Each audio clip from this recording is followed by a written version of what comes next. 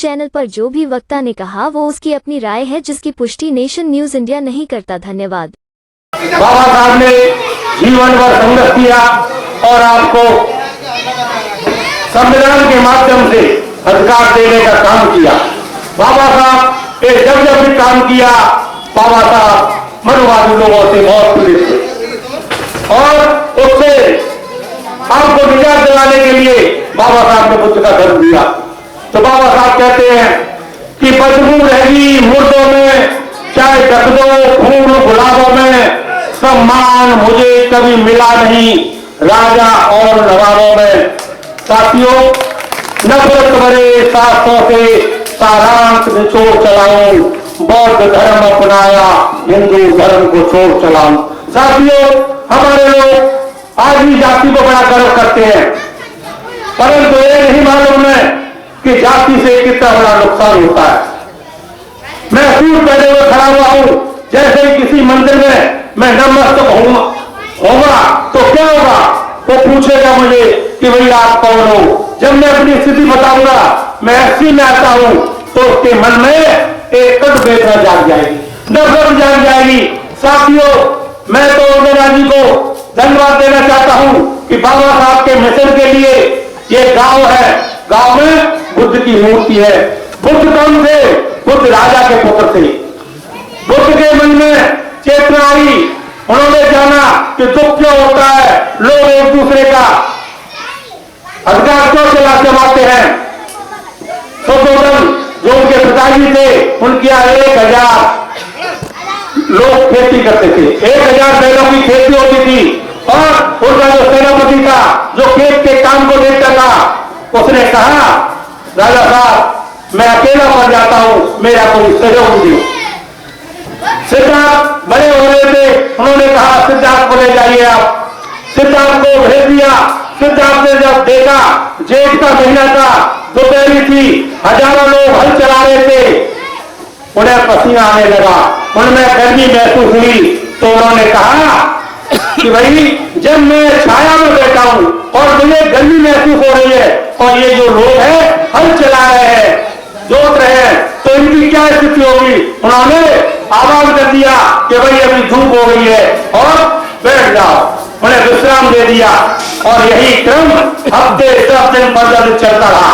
एक दिन सुशोधन ने पूछा कि भाई अब तो 2 आदमी हो गए हो, आपका काम ठीक हो गया है। पूरा कहने लगा साहब मैं क्या कहूँ राजा साहब, मेरी तो बड़ी परेशानी है, पहले तो मैं अकेला इतना ही काम कर देता था, पर सिद्धार्थ नहीं करने देता। तो सिद्धार्थ ने कहा सिद्धार्थ लोगों से काम लेना, कहीं तो राजपाट चल जाए, हमारा ऐसा आराम हो रहा है।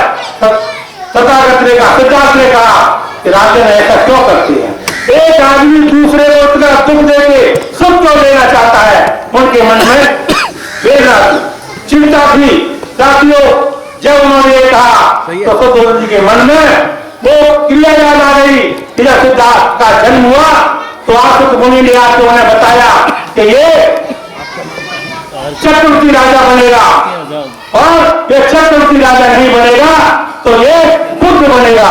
साथियों, वह मन में भावना आई तो सुशोधन ने अपने पुत्र के लिए 3 तरह के महल बनवा दिए कि ये कहीं साधु नहीं बन जाए। साथियों, उस व्यवस्था से ही सिद्धार्थ निकल गए और उनका मन आपसे हुआ। साथियों, उसी क्रिया में परम पूज्य बाबा साहब आए। जब बुद्ध राजा के पुत्र थे, उन्हें कोई कमी नहीं थी, पर आम आदमी की परेशानी के लिए वो घर त्याग दिया उन्होंने और संसार में दुख क्या है, दुख का कारण क्या है, इसको खोजने में लग गए।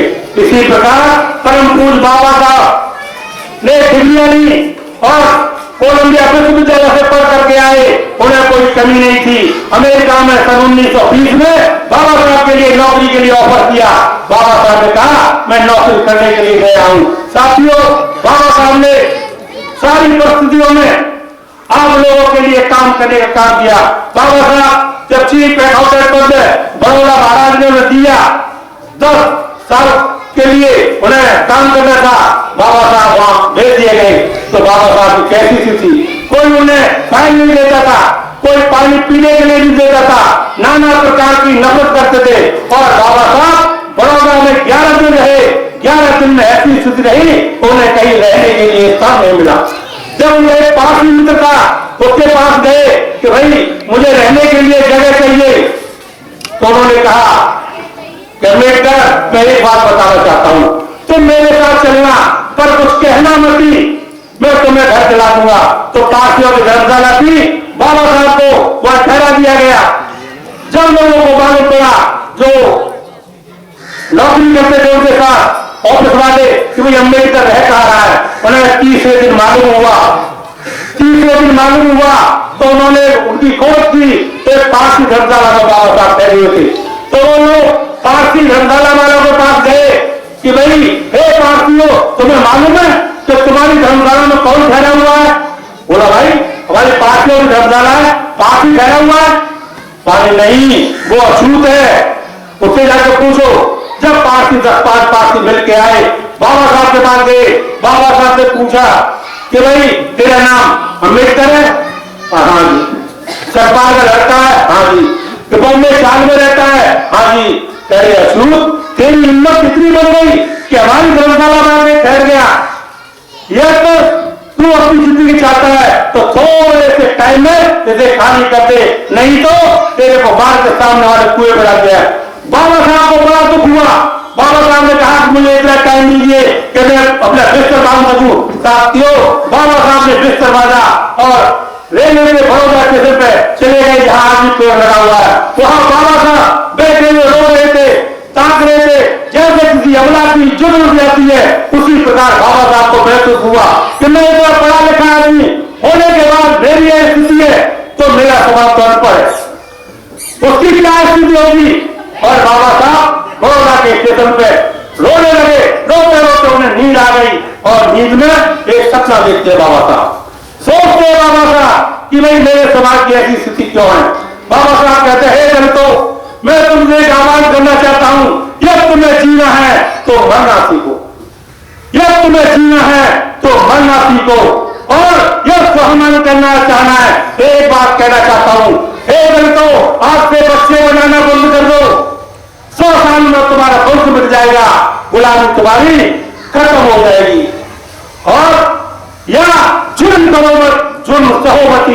यही कह के बाबा साहब एकदम जाग गए और बाबा साहब ने 23 सितंबर को संकल्प लिया कि आज से मैं इन शोषित पीड़ित लोगों के लिए, शोषित पीड़ित लोगों के लिए मैं काम करूंगा।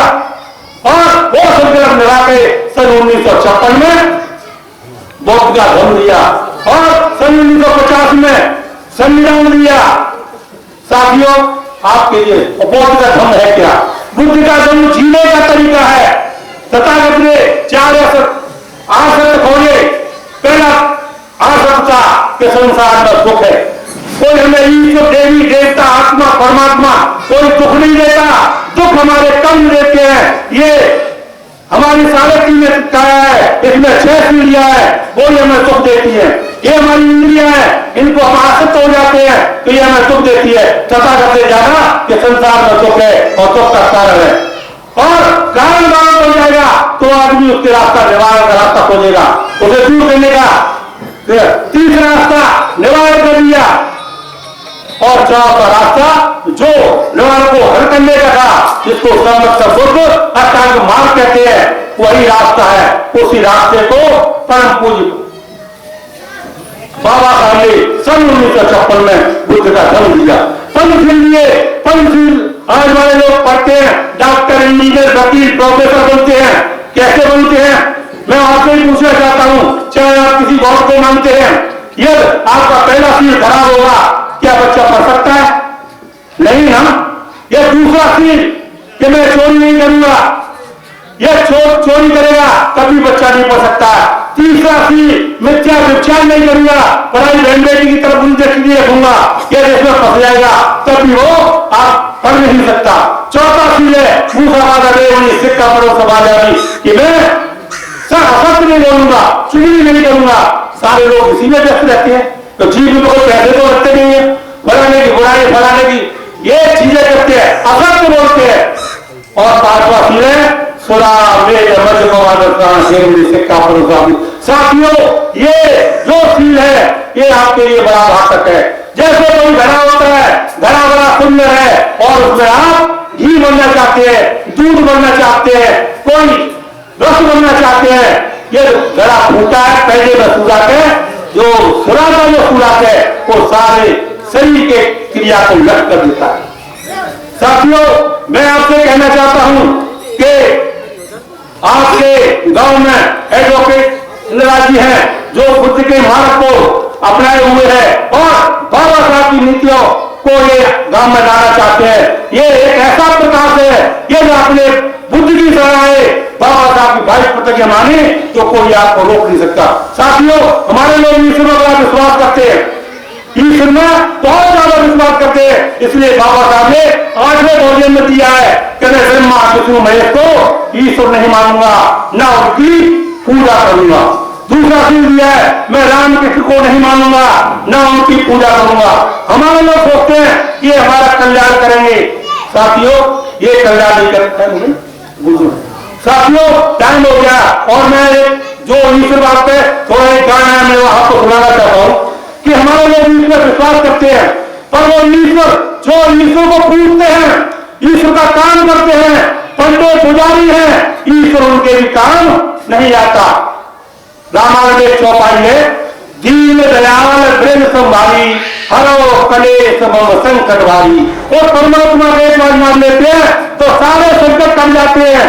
साथियों, तो कवि ने गाना लिखा है कि भाई अब वो दिन याद आ गया, अब कहा गए दीन दयाला भक्तन के काट दे जाला, अब कहा गए दीन दयाला भक्तन के काट दे जाला। कैसी कथा सुनाते हैं, मोर तुड़का कुमर चीर कर खुद जिंदा कर दीना था, और रामचंद्र के घर के मरे एक न जिंदा की ना था, नाथू राम गौड़ से गांधी मारे तब नहीं क्यों ख्याला, तब कागे दीन दयाला भक्तन के काट दे जाला।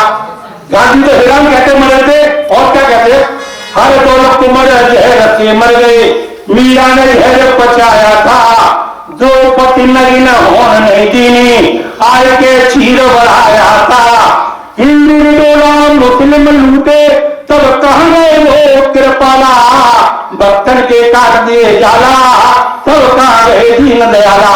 16,000 रानी अजमेर में मर गई थी, तब कृष्ण नहीं आया, द्रौपदी बिना बचा आया। वसुदेव देव की कंस भूपन दोनों पकड़े जेल बदतिए, श्री कृष्ण का जन्म हुआ जब फाटक को ले पैरुआ को ले, अयोध्या में श्री राम मंदिर का खुल नहीं पाया ताला, तब कागे दीन दयाला भक्तन के काट दे जाला। आज भी बिहार में पड़े अडवाणी गलत, आज भी बिहार में पाया हुआ है। आगे कहते हैं, सोने के महल सुदामा के बन गए, एक बार गए थे, सोने के महल सुदामा के बन गए, नरसी की गाड़ी आती थी, अडवाणी को तो धरो जेल में धरी राम की झांकी थी, बस नहीं चलो निकल नहीं पाए बेदशरथ के लाला, तब कागे दीन दयाला भक्तन काट दे जाला, तब कागे दीन दयाला भक्तन के काट दे जाला। रामपाल को देखा होगा, रामपाल को देखो भाई, नहाए दूध में भक्तन रहो पिलाई, और पड़ी पुलिस की रेड और पकड़े गए जब बाबा, अब जेल में पड़े लाला, तब कहा गए दीन दयाला। साथियों, राम 40 दिन दूध बना करके भक्तों को पिलाता था, परंतु उसका भी भगवान ने साथ नहीं दिया। अब राम रहीम को देखो भाई, राम रहीम को देखो भाई, नाम दान से दर्शन रहो कराई, उसने अपनी शिष्या से अरे पुकर डाला, और जेल में पड़े बाबा, अब कहाँ गए दीन दयाला। 6 करोड़ भक्त है उठते, राम रहीम के 6 करोड़ भक्त है, 35 आदमियों को मरवा दिया, उसने जब अरेस्ट हुआ। साथियों, भगवान उसके पास लिया, बाबा साहब ने तुम्हें संविधान दिया। आसाराम बापू को देखो भाई, जय राम जी के दर्शन रहो कराई, उसने 16 साल की बाला से अरे पुकर डाला, और जेल में पड़े डाला, अब कहाँ गए वो कृपाला। गुंडे और कर्मचारी सब, गुंडे और कर्मचारी सब दीनन को खून चूसते हैं। आज वही सूरत कहाँ चले गए जिन सिमरत और पूजते हैं। देसी लोग कहे अब कागे दीन दयाला, भक्तन के काट दे जाला, अब कागे दीन दयाला, भक्तन के काट दिए जाला, अब कागे दीन दयाला। साथियों, आपको बाबा साहब का रास्ता पढ़ना चाहिए। मैं कभी आपको और धन्यवाद देना चाहता हूँ कि इन्होंने अपने गांव में जहां कोई सड़क भी ऐसी नहीं आती है, परंतु वहां उजाला कर दिया है, ऐसा लाइट लगा दिया जो बुद्ध का रास्ता है। और बाबा साहब की इन्हीं शब्दों के साथ सबको जय भीम, नमो। Press the bell icon on the YouTube app and never miss another update.